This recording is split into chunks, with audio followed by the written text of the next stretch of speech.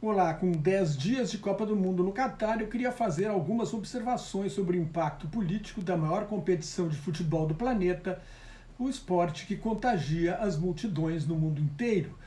O primeiro assunto é o Catar, um pequeno país, sede da Copa, uma península desértica de cerca de 11.500 km², pouco mais do que a metade do estado de Sergipe, o menor do Brasil.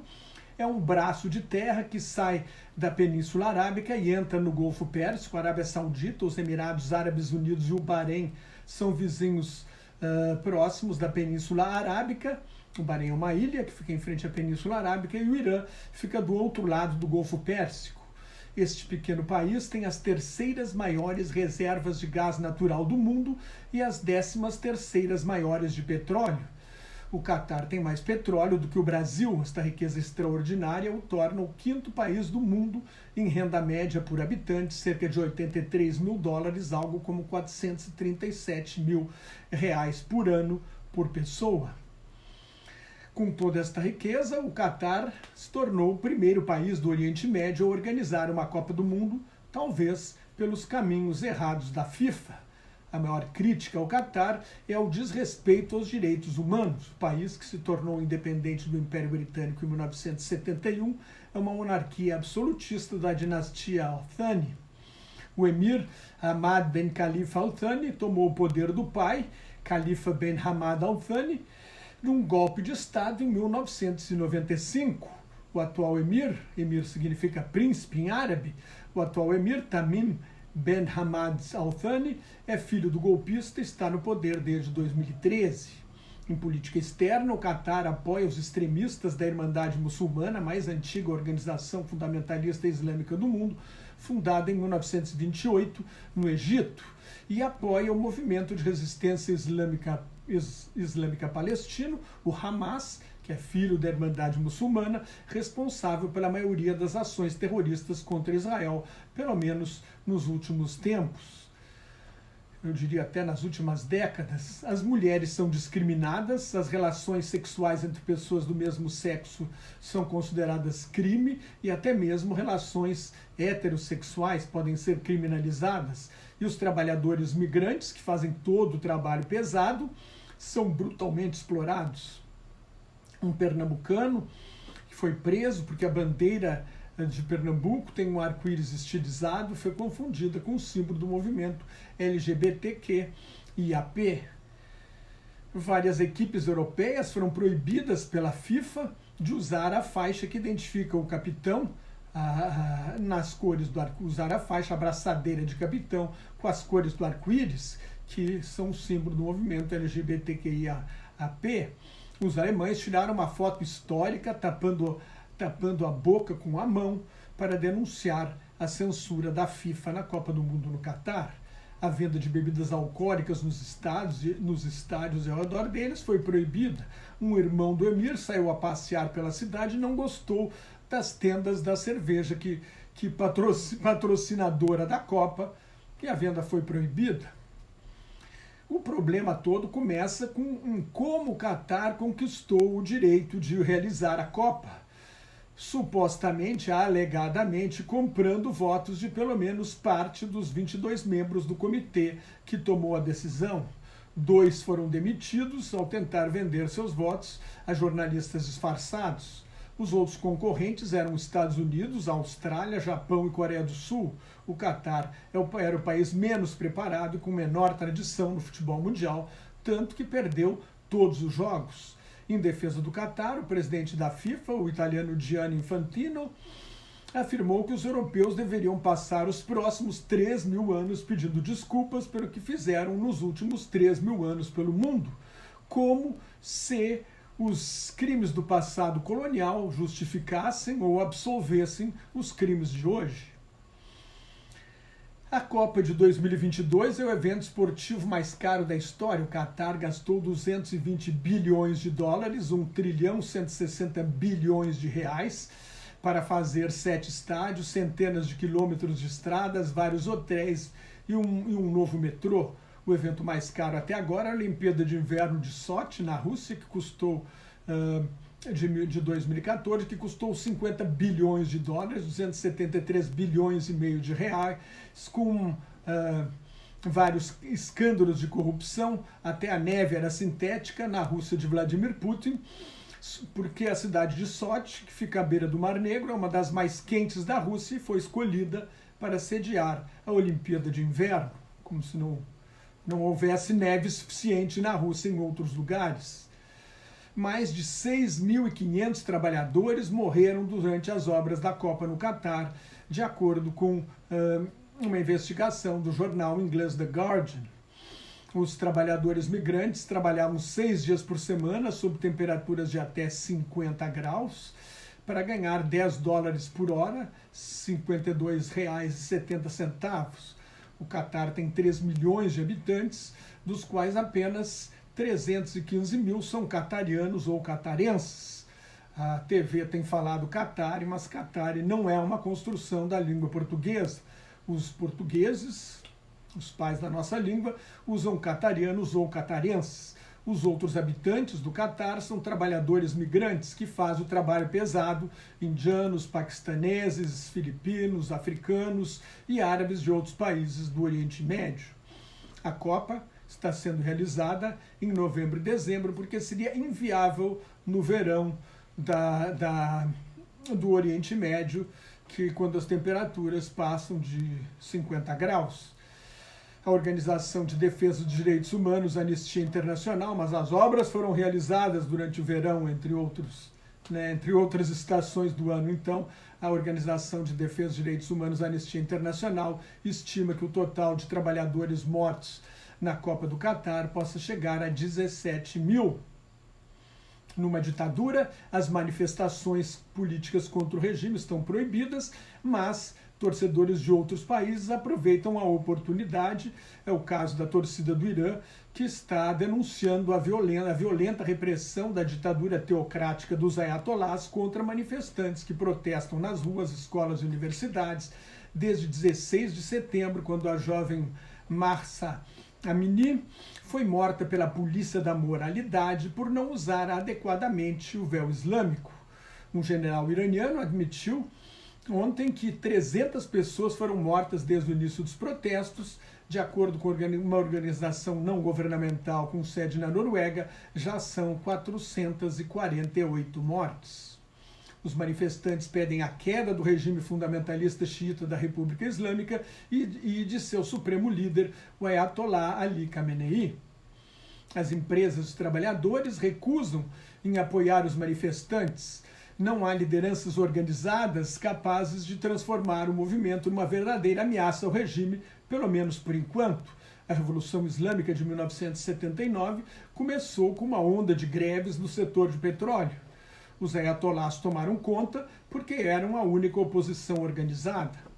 No Catar, os jogadores iranianos não cantaram o hino do país antes do primeiro jogo contra a Inglaterra, quando perderam por 6-2. Sob ameaça, cantaram o hino nos outros jogos, mas visivelmente contrariados e tensos. O Irã foi eliminado pelo seu arqui-inimigo, o arqui-inimigo da República Islâmica, né? Não do Irã em si. Os Estados Unidos venceram o Irã por 1-0 nesta terça-feira.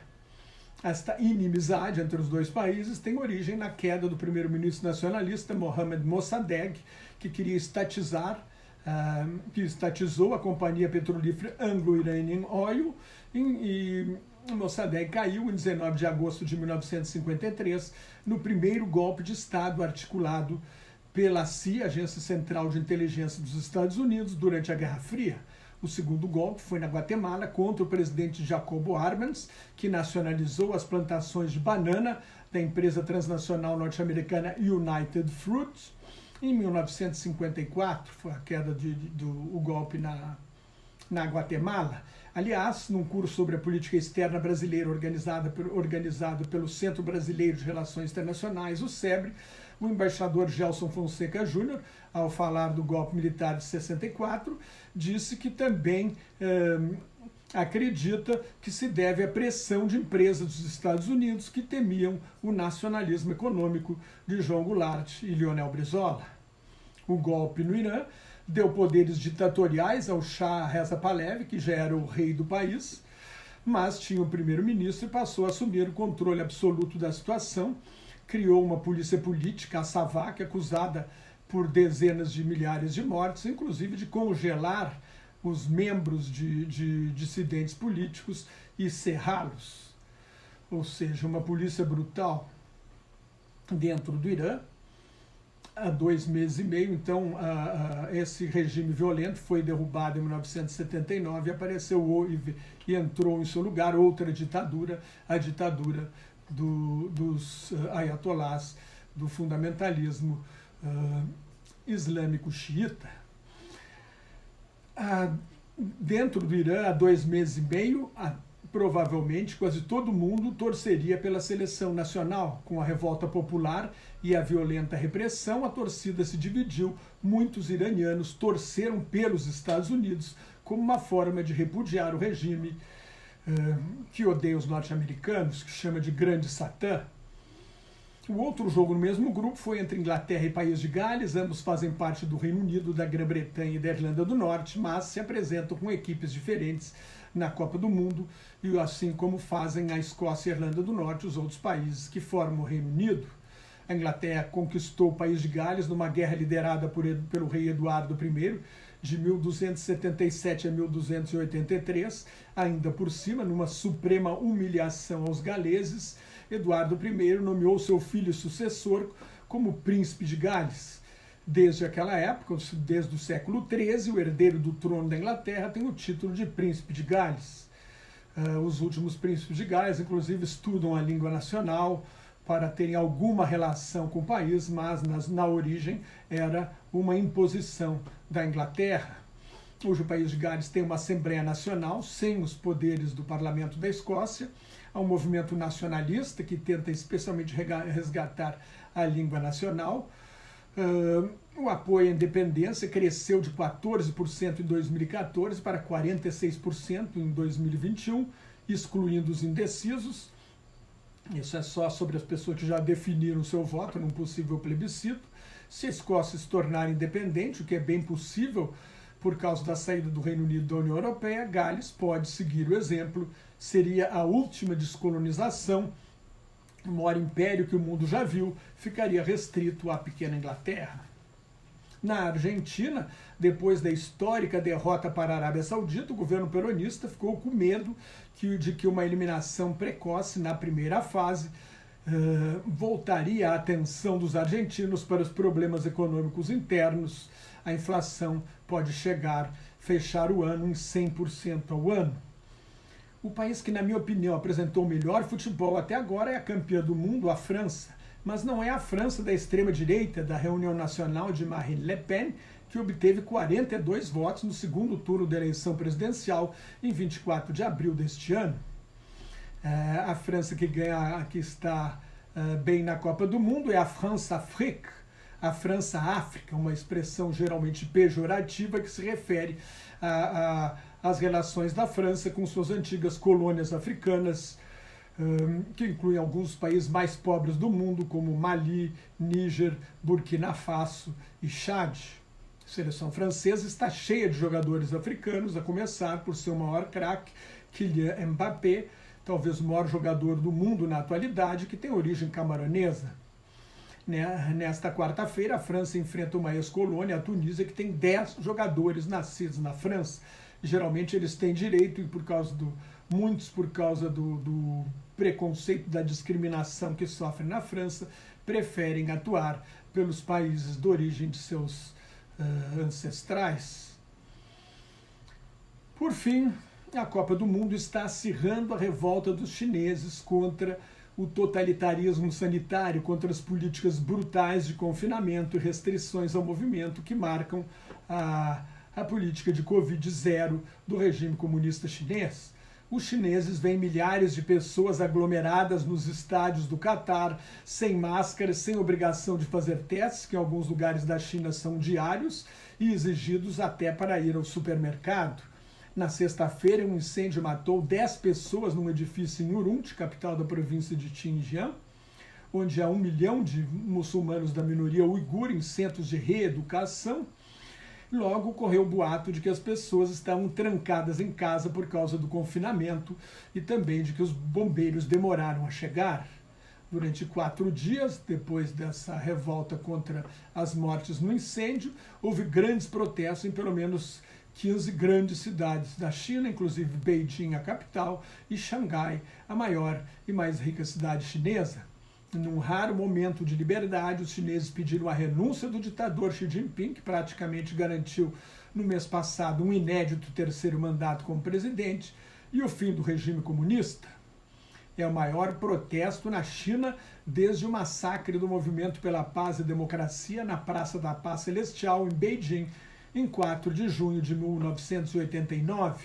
Os manifestantes chegaram a dizer agora: não esquecemos de 4 de junho, num desafio direto ao regime, que ocupou as ruas com a polícia na terça-feira para sufocar as manifestações.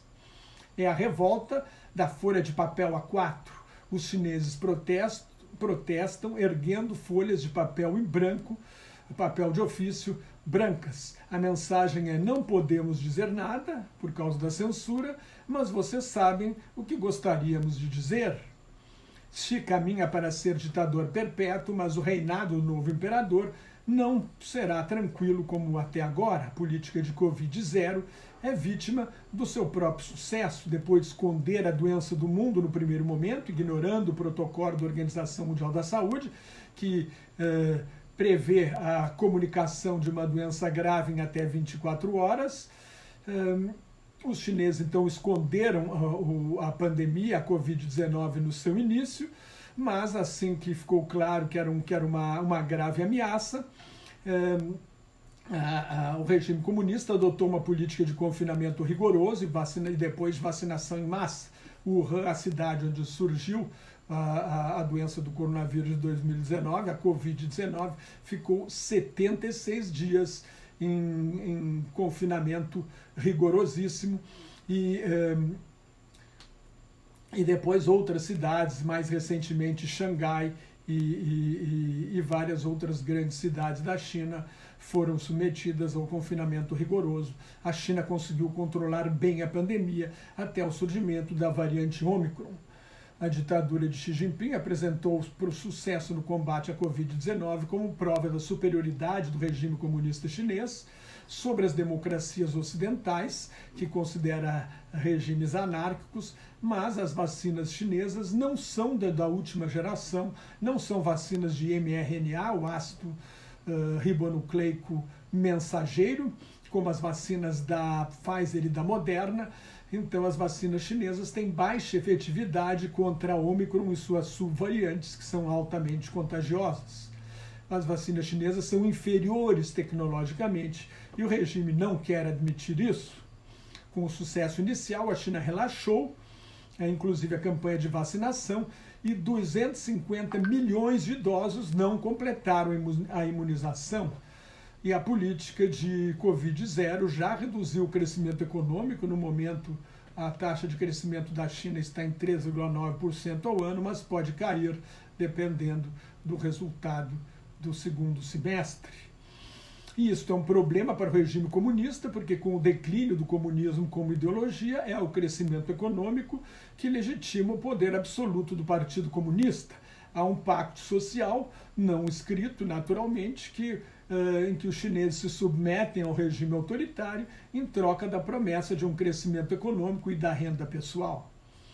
Sob pressão das ruas, o governo chinês tem como alternativas aumentar a linhadura e a repressão, que causa a revolta popular, importar vacinas do Ocidente, reconhecendo a inferioridade tecnológica do país, ou levantar as restrições e enfrentar o risco de uma onda ainda mais violenta da pandemia. Se você gostou, assine meu canal no YouTube, leia meu blog Globalização em Crise, me siga no Twitter, no Instagram e no Facebook, onde colaboro com o grupo Quarentena News. Muito obrigado e até mais.